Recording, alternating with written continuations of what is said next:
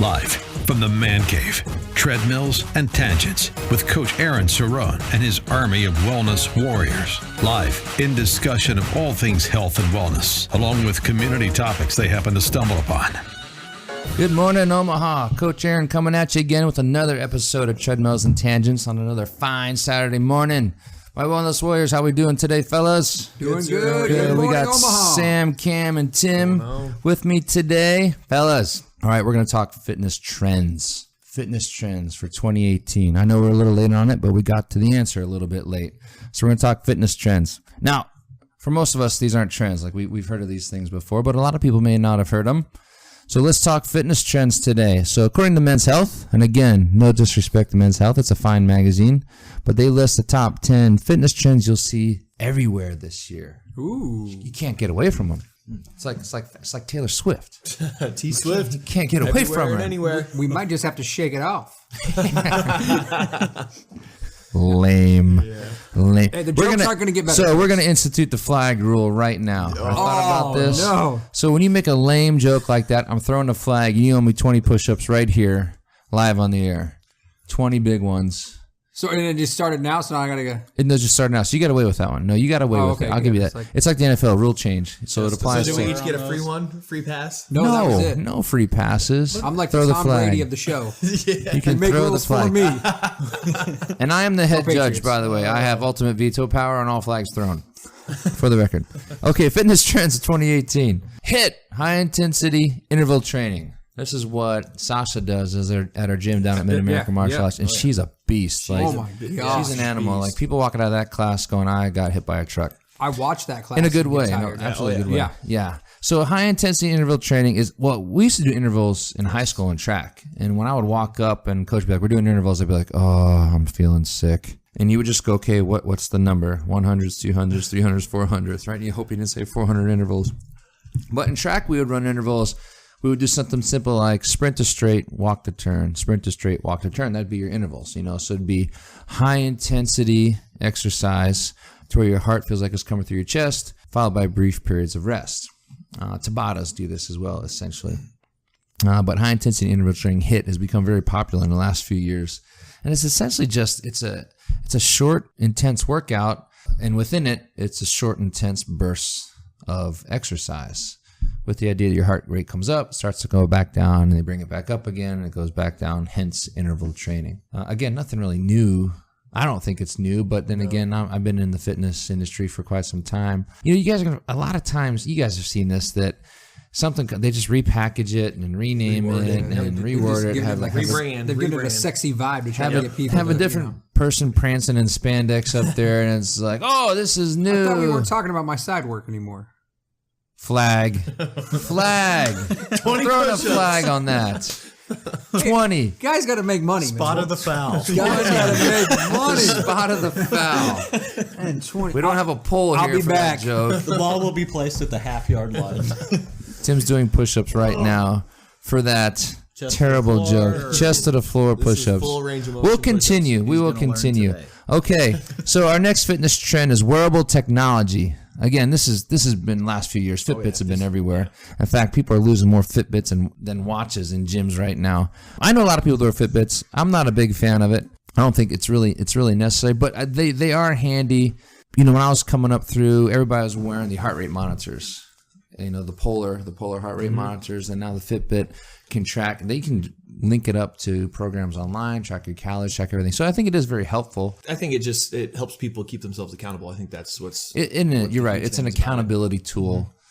Just another way to track your steps. A lot of people just... Here's the thing, guys. Like, this technology is great if you actually use it. If you just end up, I walked 500 steps today, and that's the extent of your exercise, but you feel good that you walked 10,000 steps. It's like, okay, great. You just got a fancy watch right now at this point. I've started using mine to track my sleep now that I'm done with my push-ups. That is a cool... So I have an Apple Watch. Are you a bit winded, Tim? Yeah, I did a lot of push-ups. You got a little forehead sweat. I got a little bead going. I did push-ups when I wake up in the morning because I'm trying to strengthen my shoulders and stuff. And now I'm doing push-ups again this morning. So that's like 12 push-ups I've succeeded in today. So go me. So I bought, I had the original Apple Watch. I just upgraded to the newer one for doing some running and stuff. I downloaded an app called Auto Sleep. And so it tracks my sleeping patterns, how my deep sleep is, when I'm actually asleep, if I wake up and toss and turn and stuff. So I started tracking that, and I want to track it for about a month and then play with some other things to see if my sleep pattern changes and some of that stuff. Or if I eat something different, does that change my sleep? So it keeps history. Sleep is huge. My wife has the same thing, and she started tracking hers because she's the one that gets up with the kids in the middle of the night. Sure. They call for mommy, not daddy, which, I'm sad a little bit, but happy at the same time. But it was amazing to see her sleep or lack of sleep pattern, because you would see deep sleep, and then when she wakes up, and then deep sleep, and then, it was amazing just how often she would wake up in the middle of the night. And then I tracked myself one time, and what I thought was a sound night of sleep, I was actually waking up, and you don't even realize you're waking up. So the app I have is like quality sleep, deep sleep, and then you can see kind of when you're awake. So like last night, for example, I got 6.5 hours of sleep, which was like an hour and 5 minutes was deep sleep, and the rest they put as quality sleep. But it tracks my heart rate too, so you can see my heart rate would come up and some of that stuff. So it's just an interesting thing to be able to. Now, to is there any correlation to your heart rate and what type of dream you were having? I was probably dreaming about push-ups valid. and how much I like them. I would throw a flag on you, but I'm pretty sure it would get vetoed. That's not flag worthy. That wasn't even a joke. I'm just trying to make you do That's push-ups. valid. That's not flag. That's very valid. Hey, you need to be doing some push-ups over here too. I'm going to throw a He's flag got on you tiny just to be shoulders. quiet. I think Okay, he needs another our flag. next fitness trend after wearable technology training, body weight training. Now, this is ridiculous. This is not a trend. The body weight training has been around for centuries. Since the push-up. Caveman of man. Because- right. That's like Sit up, sit down. Hey, it's a trend. I'm a fan of body weight training. I think it's a great way to exercise. It's an easy way to exercise, and it can be devastating. We do body weight training all the time at the gym. Our animal exercises, people cringe when I walk in and say it's an animal kind of day because they know what's coming. I usually have my oven on that day. You do bear crawls, you do crab crawls, all the, the frog hops, the crazy ducks. Sometimes I'll just superset, push-ups and pull-ups, and it just destroys me. Oh yeah, something simple as push-ups, like you said, push-ups, pull-ups, and squats, dips, old school dips. every part of your body. It's tough, being in the military. I wish they would bring pull-ups back into the fitness test. You would probably have more than half the military fail their fitness test, but they're just true indicators of muscle strength. It's relative strength, right? You got absolute strength, which is how much you can actually pick up or how much you can press or how much you can squat. Then you got relative strength, which is how many times you can move your body or how fast you can move your body or how high you can move your body, whatever it happens to be.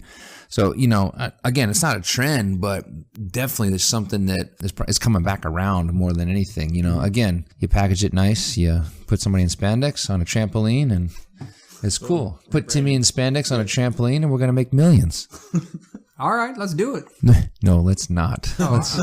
Let's definitely. Do you own spandex?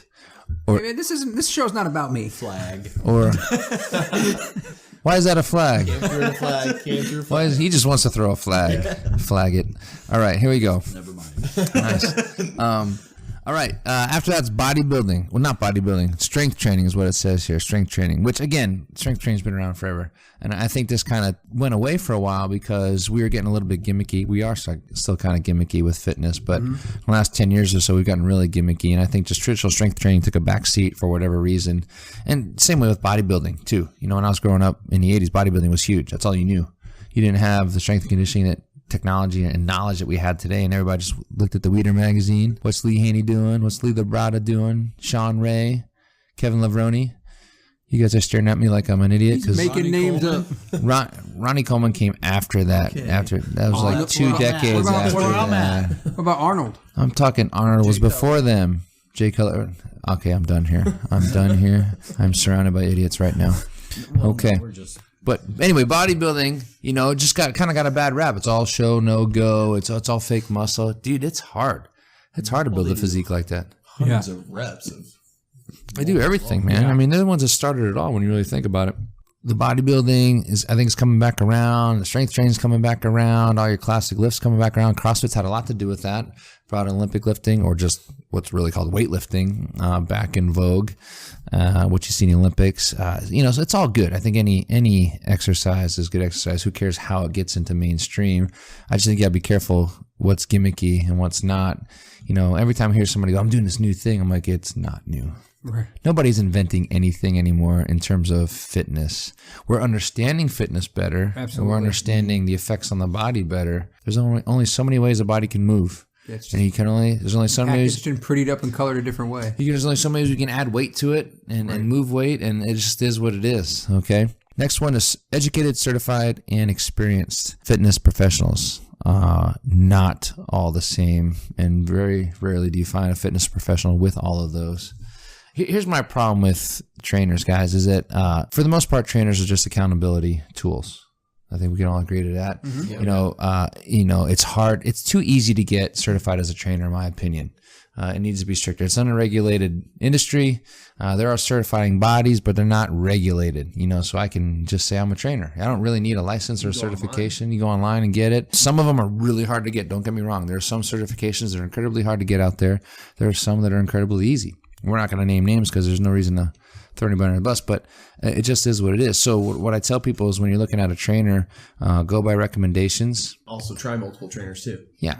Try trainers, just like you try gyms. Find one that fits you. Don't be afraid to fire your trainer. Not all trainers are created equal. Not all trainers. You should not have a trainer for years and years. And here's why I say that. In my mind, as a coach, as a trainer, trainers should train themselves out of a job. Plain and simple. If I'm doing my job right, I'm teaching you all the things you need to do. I'm showing you how to eat right. I'm giving you the basic concepts that you should be able to go on your own and do this on your own. Mm-hmm. Right? I should not be a crutch for you. And if that's your end goal, is to get better and get healthier, you should want to be able to take that, learn those resources, and then take them out on your own. Then do it to where you don't need that person. Well, yeah. I mean, why do you want somebody taking care of you all the time? I mean, if you're using it for an accountability, that's fine. But go get a workout partner. Find a workout buddy. Why keep paying for somebody to do that? Don't get me wrong. Trainers can be an invaluable resource to a point, and I think that then they kind of lose their value. I knew a guy that had a trainer for years and years and years. I'm like, well, you still need the trainer? He's like, I'm just not quite where I want to be. He's not giving me the results I want. And I'm like, why are you keeping that person? Right. It's just like you would fire an employee if they're not getting the job done. Fire your trainer if they're not getting the job done. If it's just somebody that you like being around to work out with, okay. If you got the money to do that, go for it. But I think I like working out with people. If anyone has some expendable money that they want to pay me, to throw it Tim's way, he'll come work out with you. Absolutely. He'll be your fitness pal. I would be. That's trademark. We'll probably get yelled at for trademark right there. Well, you used your, not my, so I think you're okay. Oh. But now we're in trouble that you said that. I didn't put it all together. He didn't string it together. He didn't string it together. All right. Next one's yoga. I like yoga. I love yoga. I like me some bendies. I like yoga. I like Bikram yoga, hotbox yoga.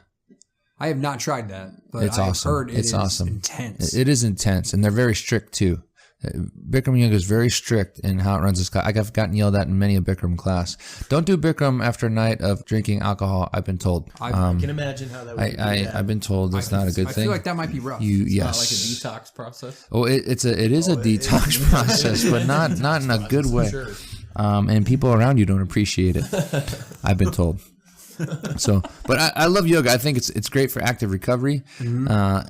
It's great just for, you can use it as your sole source of exercise because people don't give enough credit for the strengthening properties I think yoga does for you, especially the core strengthening. I mean, we just think, okay, meditation, and then getting bendy, but there's, man, the strengthening that it does is incredible. It's a legit workout. Yeah, it's not a heart pounding workout, but when you're done, you're like, man, my body did something here. Yeah, there's no doubt about that. Where they're like, man. Did you ever take a power yoga class, quote unquote power yoga? No, I don't think I have. It's the only way I can describe it. It's like slow, agonizing push-ups and squats. I think we did do one. I think we did one class. The lady who teaches yoga at the gym, one of the Wednesday nights when we went in, when we had, she did one. I'm pretty sure it was a power thing because it was like that. It was completely different, and it was. Why'd you say something? Brutal. We got done, and I was like, man, I am whooped. Oh yeah, yoga. Again, not a trend. Yoga's been around for centuries. Again, I think it's coming back around, becoming in vogue again. Just people looking for different ways to stay motivated. And the last one here, fitness programs for older adults, which for the longest time, for decades, this was overlooked. But just science research and studies, data just shows the longer you stay active later in your life, the longer you're going to live. You know, one of the first things to go when you get older is range of motion. I think people don't understand that range of motion, just moving your joints, just moving, getting up and walking. We get sedentary. We're very sedentary creatures, and sitting is the new smoking. Right. That's all there is to it. You spend the greater part of your adult years at work sitting. And then later in life, we wonder why we can't move. So fitness programs for older adults is huge and getting very popular, and rightfully so. You have to exercise differently as you get older. I know I'm 44. I just turned 44 a couple of weeks ago. I don't exercise like I used to when I was 22. One, I'm smarter. I know how to exercise more intelligently and more efficiently. But I think some of the stuff I did to my body besides exercise when I was younger. I think we can all attest to that. Yeah, I would agree. Well, I think with my job, a lot of it is, it's intended for me to delegate, but I also like to, get up and have an excuse to go out and be active and help my guys out and do things like that. So I'm not stuck sitting in the chair all day. Sure. I mean, when I sit too long, my hips scream when I go to get up. Mm-hmm.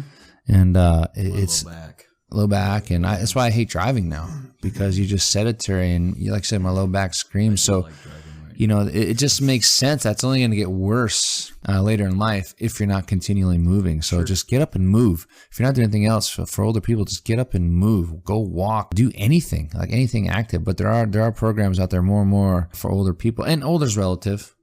We have older people in the gym. They don't need to bang as hard as the younger ones, but they can still do the same movements. Mm-hmm. Mike Penny, our judo instructor, is in his 60s. He has great range of motion. He has great range of motion, and he'll chuck you on your head, and not even think twice about it and laugh at you. I don't participate in those kind of things. With a smile on his face to boot. Burke in our TFW class, he's up there. I'm not sure what Burke's age is, but he is. Yeah, he's strong. Yeah, right on. And smart. Deadlift, and he's a smart guy. He can tell when. If he wakes up and he's a little sore or stiff that day, he'll come in and say, "Hey, I'm not feeling this today," or "I'm going to ease off on that." Sure, and a good coach should tailor. Right. A good coach should tailor it to the needs of the client, and not everybody in the room should be doing the same workout. That's all there is to it. Yep. All right, guys, we're going to take a quick break. We'll be back with Katrina Bishop from C41 Photography to talk about the energy and the feng shui of your home and the value in having a family portrait in your house. You're listening to Treadmills and Tangents right here on The Answer, 94.5 FM, 1420 AM. We'll be right back.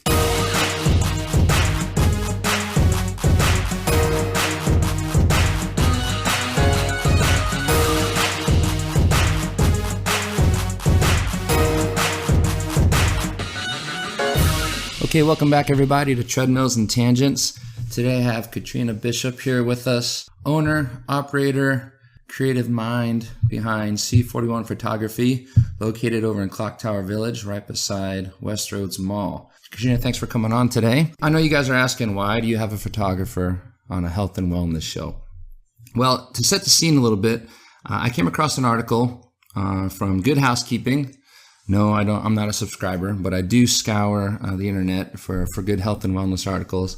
And they had a 2013 article about why it's important to take pictures. And some of the things they talk about, there's a trend they notice that happy families tend to post, or not post, but hang a lot of pictures in their house. Pictures will tilt your memories towards the good experiences, because people tend not to take pictures of bad experiences. So the things hanging up in your house are generally good experiences. Photos can help declutter a living area. Seeing something beautiful in your living area helps calm the mind and raise your spirits. It also fosters creativity in a lot of ways. And hanging photos throughout your house also reminds you how easy it is to forget life. So it encourages people to take pictures of everyday life, not just special occasions. That said, one of the things that people tend to hang in their house and is a centerpiece of their house are family pictures. And this is where Katrina comes in, as this is her specialty, is taking family portraits. So Katrina, what I want to ask is, for people coming in to take a family portrait, it's a very daunting task for a lot of families. What are some things you recommend for a family just coming in to a family portrait to get the best experience that they can? Well, thanks for having me on, Aaron. I appreciate the opportunity to share with your listeners. We feel at C41 it's very important to display the things that are most important to you in an area of your home where you can see them every day. And so often we have our clients come in, and often they've been frustrated by getting the kids ready, or somebody had spilt something on their clothes. And instead of focusing on the reasons why they're there to create that beautiful memory of their family to display in their home, they often get hung up on the small stuff that doesn't really matter. And so we do a great job, I feel, of educating our clients. Let us worry about the small stuff. Let us worry about getting the kids to smile. We try to create an environment where you can really produce some great memories. The families laugh. They walk out of there feeling like they just stopped time for a moment with their family. And so often life runs so fast, we overlook that. We bring all the stress and negativity into that session. It can often transfer to the kids. So we plan the session thoroughly before a family comes in. We'll go through every portrait we're going to take. We tell them not to worry about the kids. Let us do that and just enjoy that family time. And so that we're creating a beautiful memory for them to look at in their homes. For a lot of people, it's not just, should we get a family portrait? It's when or how often. Generally, what do you see regularity in terms of how often should a family get a family photo? Obviously, every year would be great. It's just not feasible sometimes. So what's generally a good pace for people to swap out that family photo in their house? Well, oftentimes we see that it comes at milestones. So that could be when children go to school. Kindergarten is often an age where there's been so many changes from birth to 5 that we see families doing portraits. Also, when kids graduate high school, we find is another common time for a family to want to create that portrait before that son or daughter goes off, into the world or into college. And starts lives of their own. But generally, it's every 2 to 4 years that our clients will come to us to create a new wall portrait. We specialize in family wall portraits, and we only sell finished products. And so that means we aren't selling you a digital copy or a digital disc, something that's going to go in a drawer and be forgotten about or never printed. We specialize in printed portraits. And so we find that our clients don't come to us as often, but generally a family wall portrait, usually the family changes enough in 2 to 4 years, and that's when mom or dad will want to see something new on their wall. Now, you had mentioned something earlier when we were talking before the interview that there's a trend. You've come across some research where there's a trend that because everybody has a digital camera, people are actually hanging less portraits in their house because everything's digital. They're not getting things printed off. But there's a danger in that you could lose the digital print, or you could lose just the actual file in a disc. Like you said, it's on a disc. The disc gets damaged. Now you lose the pictures forever, or you lose your hard drive. Just beyond having something on the wall, what's really the difference in terms of quality in printing a photo versus just looking at one on the screen of your laptop? Well, you mentioned something earlier when you introduced me, and you use the word post instead of hang. And often that's when you think of taking your child's picture, you're thinking of pulling out your cell phone, taking something that you can instantly post to social media. And that's really changed in our industry in the last 10 years as digital has become such a easily accessible thing for everyone to get. And our phones take these amazing photos. Nobody really purchases cameras anymore. And they're calling this the lost generation for our children because we're not archiving their childhood. We're not printing their photos. They stay on computers, often on our phones. And as we all know, those are easily lost, whether your hard drive fails or your phone falls in the water. And you don't realize how precious those memories are until you realize you can't get them back. Studies show that children that can see a family portrait in their home have more self-confidence, they have more self-awareness, and they feel like they belong to something. Years ago, every home had a family portrait in it. Several decades ago, it was a sign, of prominence too, if you could have a family portrait in your home. But as digital technology has changed, less and less portraits are being hung on the wall. So we take pride in doing that for our clients and creating those things. And also knowing that, when you walk through the door at the end of the day, the first thing that you're seeing is the things that you value and love the most. It's the reasons why you probably got up that morning and went to work. But for kids too, it's also coming home, maybe mom or dad are working long hours or maybe they travel and they get to see their family present every day, whether they're physically there or not. And we feel like there's an importance on that that's, being lost in this generation, and that we're very proud to provide that for our clients. Sure, and that's a great point, which draws back to that article saying that you are reminded of the happy times, you're reminded of the happy things in your life simply by having pictures on the wall. Now, you guys will take it a step further and actually go to your clients' houses and help them hang their portraits. So in your experience, obviously, houses are all different sizes and shapes, and everybody wants to feature different things. Guys like myself want the TV front and center. Maybe the fireplace is the marquee centerpiece of the house. When you walk into a house and you start to evaluate a room, where do you look for to hang this family portrait? Well, when we come into a client's home, we're keeping their lifestyle in mind. Where does the family spend the most time? For some families, that's the living room. For some families, that's the kitchen. And often we hear, well, we don't really have enough wall space, or we have a lot of windows, or our house is open concept. But generally, when we come into a home, there's a entryway to the hallway.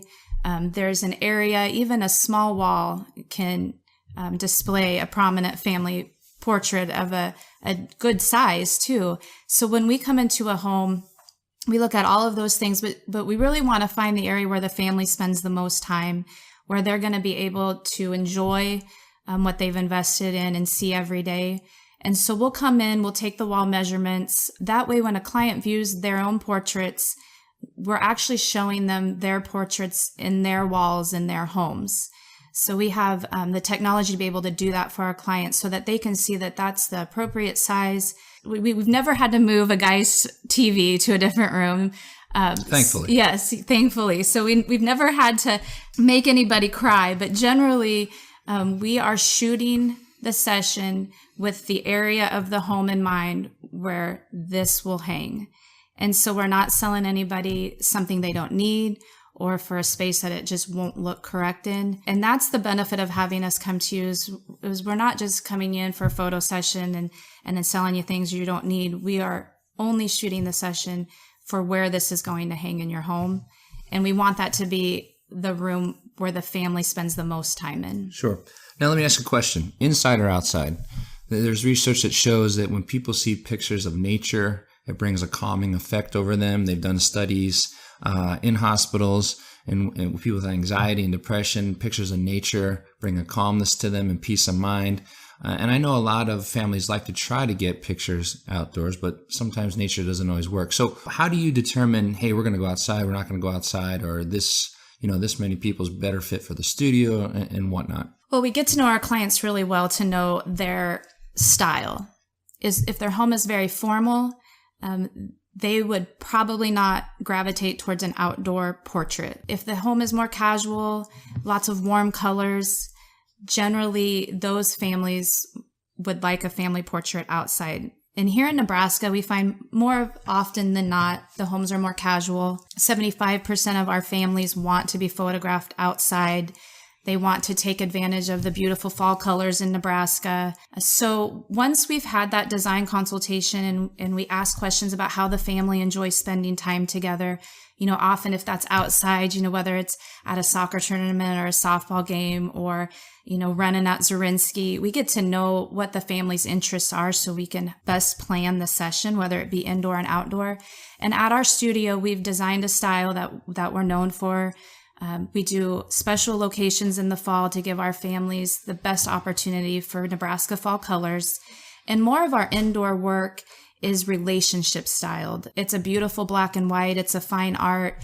And that's often, dad with his arms around his kids. That could be mom with her children laying on her lap. It's a more fine art style. So we offered those two different looks for our clients, which they love, because one year they might come to us for that beautiful fall colors.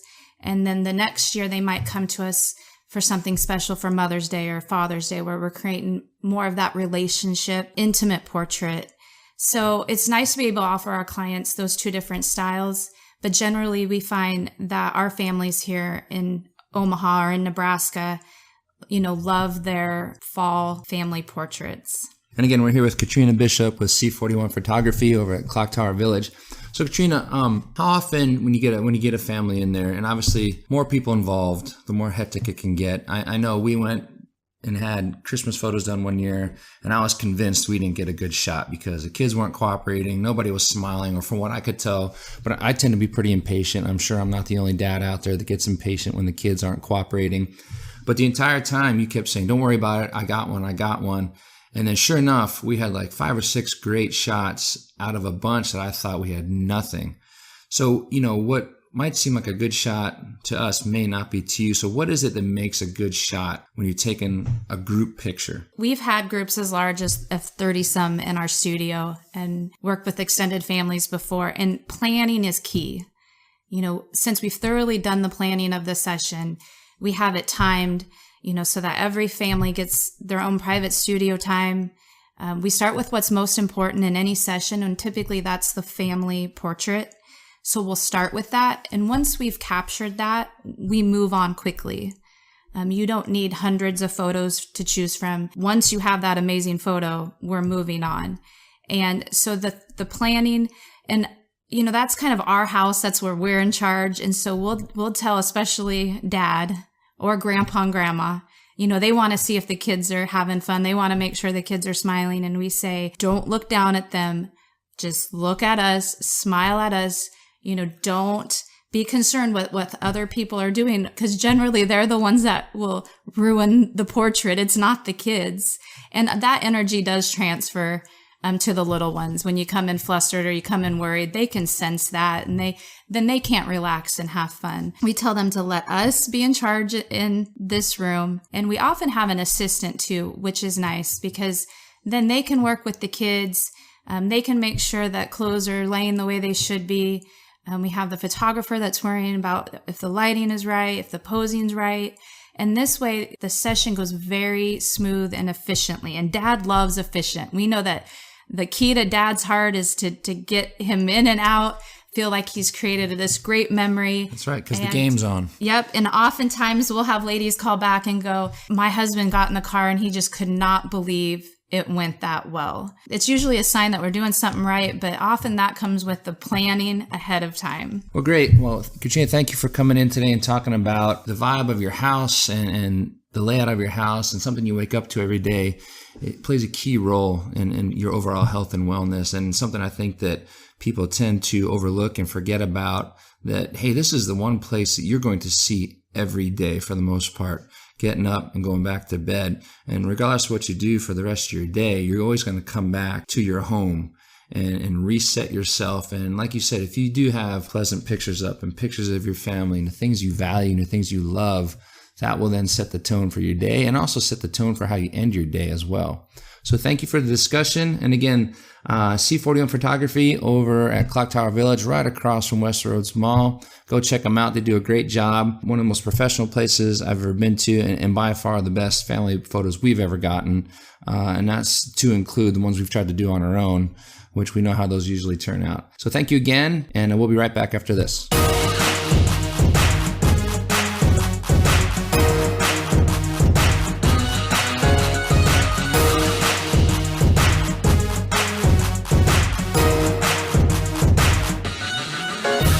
Welcome back, everybody. You're listening to Treadmills and Tangents, your health and wellness talk show right here on The Answer. I do want to thank Katrina Bishop again for that wonderful conversation on why and how a family portrait can make your home a happier and healthier place to live. Please go check her place out over at Clock Tower Village, or just go to C41photography.com and see what they have to offer. They do headshots, they do family portraits, lots of good stuff over there. I'm really happy I got a special guest with me here now. I got my daughter, Sophia. Say hi, Sophia. Hi, everyone. That's Sophia, and we're going to talk about junk food. Now, Sophia, when she was little, she's going to be 10 years old here in May. Her and I used to read a book, a Berenstain Bears book, and it's entitled Berenstain Bears and Too Much Junk Food. Remember that book, Sophia? Yeah. Tell everybody what the book's about. Well, it's about brother and sister and Papa having or craving too much junk food. Yeah, they eat too much junk food, and then what happens? What does Mama do? Like puts it in the freezer. Yeah, she puts her foot down and says, no more junk food, and she starts to make them eat healthy food. But I mean, I like junk food. You do like junk food. Did they like junk food? They didn't like Mama Bear doing that. No. Why not? Why don't you like junk food? Why? It tastes good, doesn't it? Yeah. But what does the book say about junk food? It's not healthy. It's not healthy. Why isn't it healthy? What's in it? Because it's covered with sugar. Sugar. Yeah, we know sugar's not good, right? It's delicious. What are healthy foods? Oh, it's delicious. Healthy foods are carrots, apples, tomatoes. Yeah, you know what healthy foods are. Yeah. You know, one of my coaches, Martin Rooney, used to say, or still does say, it's not that you don't know what to do, it's that you don't do what you know. So we're going to play a little game. I'm going to name a food, and you tell me good or bad. If you think it's a good food or a bad food. You think we can do that? Think we can pull off what Brother and Sister Bear did? Okay, here we go. Ready? Here's an example. If I say apple, what would you say? Healthy. Healthy, or say good. Okay, if I say carrot. Healthy. If I say broccoli. Good. If I say cupcake. Bad. Bad? You asked like that was a question. You know that's bad. If I say French fries. Bad. If I say yogurt. Good. Yeah, yogurt's good for you. What about milk? Good. What about soda? Yucky. Yucky? That's another way I of only saying like that. sparkling water. You only like sparkling water? That is true. You do drink sparkling water, which is a good alternative to soda. Unless you have a tummy ache, and then your mommy gives you ginger ale, right? When you have a tummy ache. Okay, let's keep going. What about salad? Healthy. Healthy. Yummy. Okay. What about fish? Good. Good, but you don't like fish. No. When you were little, you used to like fish. I used to trick you and tell you it was chicken. Yeah, you did. And then we eat it. And we were out to eat one time, and you ate fried catfish because you thought it was chicken fingers. Yeah, I remember that time. I'm like, it doesn't taste like chicken, but okay. But it was good, wasn't it? Yeah. Yeah, so, so you're 10 years old, going to be 10 in May, and you know the difference between good food and bad food, don't you? Yeah. Yeah, so if you went shopping and I said, Sophia, only get good food, you would know what to pick. What would you pick? Apples, carrots, tomatoes, Wait, no. Never. Potatoes are yeah. okay. I was thinking of French fries when I said potatoes. Salad, mac and cheese. No. You're about to say mac and cheese? Mac I and don't cheese know. can be healthy, and a little bit of mac and cheese is okay. Not mac and cheese all the time. Nutritious food. Nutritious food, yeah. So you're 10 years old and you could go shopping for good food. And you know what's funny is a lot of people tell me it's too hard to eat good. No, it's not. That's right, it's not. It's easy to find good food, isn't it? Yes. So if you can go find good food in a grocery store, I think most adults could probably find good food in a grocery store. What do you think? They just don't want to. Oh my, say that again. They just don't want to. And I did not put her up to that, everybody. She said that on her own. They just don't want to, right? Because if you had a choice to eat potato chips or broccoli, what would you probably pick? Potato chips. When you were little, you used to pick broccoli. The whole point to our conversation, Sophia, is that it's not hard to eat good, right? We just don't want to. Because it's more fun to eat junk food. But what does junk food do to our belly? Makes you fat. It also gives us a belly ache, huh? Yeah. You've had belly aches before because you ate too much junk food. What's that feel like? Bleh. Bleh? What does that mean? Does it hurt? Yeah. And do you feel better once you start eating more good food and drinking better stuff? Yeah. Remember one time that Daddy went into the pantry and I said, we're going to get rid of all the sugar. How big of a box did we fill? Like, I don't even know. Very big, though. I know it was, but I really went to an extreme and I said anything that could turn into sugar too. And we filled a pretty big box, didn't we? Mm-hmm. Right? We even put actual sugar. Well, of course, yeah. And Which then Mommy you didn't cook- like because then Yes. we couldn't bake. We couldn't bake anything then. Okay, but I was trying to show you guys that, hey, there's a lot of sugar in our pantry that we could probably get rid of. And then, like, there was just no sugar in there. It was just all healthy food. Yeah. And it cleared out most of the space in there. It did. We had a lot of room in the pantry. And if you have good foods in your pantry and good foods in your refrigerator, there really probably won't be that much in there. Do you know why? Because you cleared all the junk food? Well, because we cleared out the junk food, but if you keep good, healthy foods, it spoils fast, so you have to eat it faster. So if you have good, fresh, healthy food in your refrigerator, you really won't have too much food in your refrigerator because you have to eat it faster. And if you don't eat it, it spoils quicker. So you have to shop a little more often if you want to eat healthier foods. And that's probably why a lot of people don't like to do it. But candy lasts forever. Candy does last forever. Is it funny though? You said candy lasts forever. Does it make sense to you that food that is not good for you lasts longer than food that is good for you? What? So food that's bad for you will last longer in your pantry and your refrigerator than food that's good for you. Why do you think that is? Because fresh healthy food is I don't know, but junk food is just sugar and then other sugary stuff like other stuff, and it's wrapped in a package, so it'll last longer. It's what we call preservatives. And then fruit and other stuff, it just doesn't stay in a package. Right, because it's not in a package, so it spoils quicker because it's real food. Yes. Yeah. But candy. So now let me ask you this: you said you were going to go shopping, and you listed a bunch of good foods you were going to get. Where is all that stuff in the grocery store? In the produce aisle. Yeah, the produce aisle. Okay, and then where's the produce aisle? In aisle 5. Aisle 5. Okay, let me ask you. When you walk in, is it right when you walk in? Or is it? Sure it is. Oh, it is? Well, you like to walk in on the beauty side, on the beauty section. But if you walked in on the other side, if we were like at Hy-Vee, what do you see right away? Flowers and Starbucks. There's flower, and then what's right beside the flowers in the Starbucks? Fruit. Oh yeah, all the fruit and veggies. vegetables and all that stuff is right up front when you walk in. Okay, and then when you go down the aisles, what do you start to see? More candy. Yeah, more candy and all the other stuff in boxes and packages. And what do you think that is? Bleh, junk food. It is junk, or it tends to be junk food, right? So all the good stuff is on the outside, on the edge of the store, right? And then down the aisles is not so good stuff. I mean, down the aisles on the other side is like seafood. On the back? On the back, it's like all seafood. And then if you go turn, there's like Lunchables. Yummy. Lunchables? You like Lunchables? You do like Lunchables. And then half of the store has vegetables.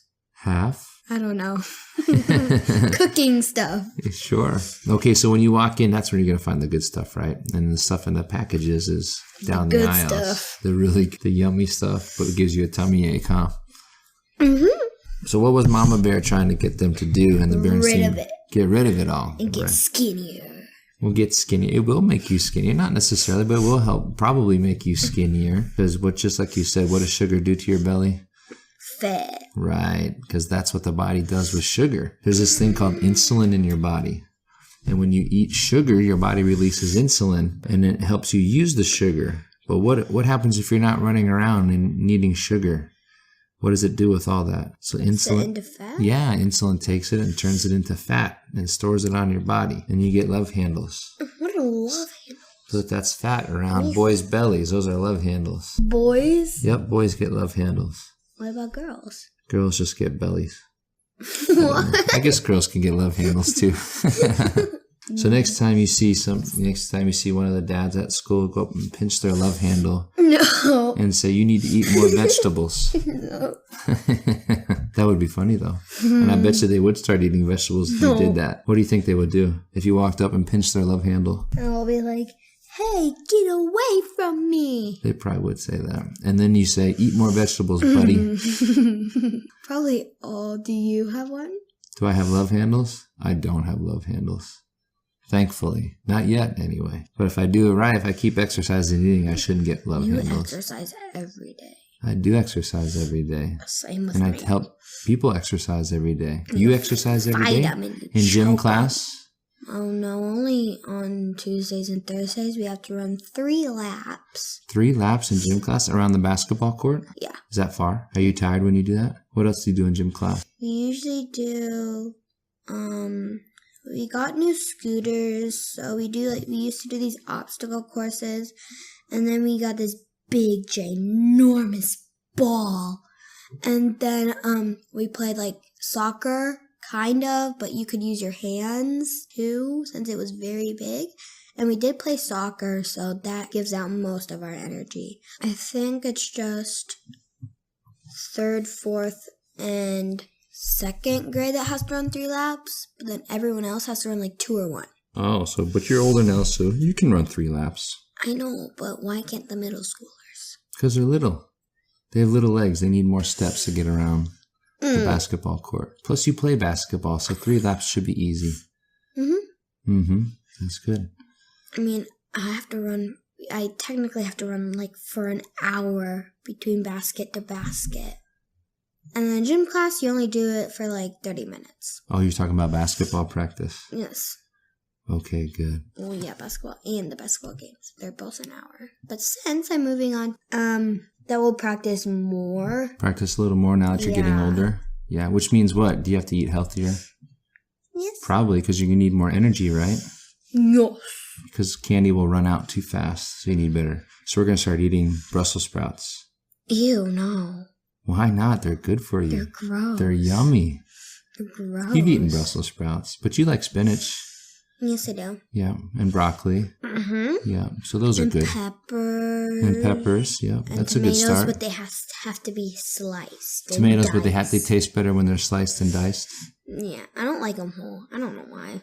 They're good whole. You bite into a tomato like an apple, that's yummy. A good ripe tomato? I mean, they're squishier. They are squishier. Yeah, you're right. But that's when they're good and it gets all juicy. Ew. It runs down your hand. Ew. That's yummy. Okay, guys, that's all the time we have for today. I want to thank Sophia for coming on the show for a little bit. I am very welcome. And again, you're listening to Treadmills and Tangents every Saturday here at 9 a.m. right here on The Answer, 94.5 FM, 1420 a.m. Come and tune in next week and see what we have to say. I'll be back with my wellness warriors with another great edition of health, wellness, and other random topics we happen to come across. Have a good day. Tune in each Saturday morning with fun banter on what it takes to live a healthier, happier, and more vibrant life in the Big O. Treadmills and Tangents with Coach Aaron Cerrone and his army of wellness warriors.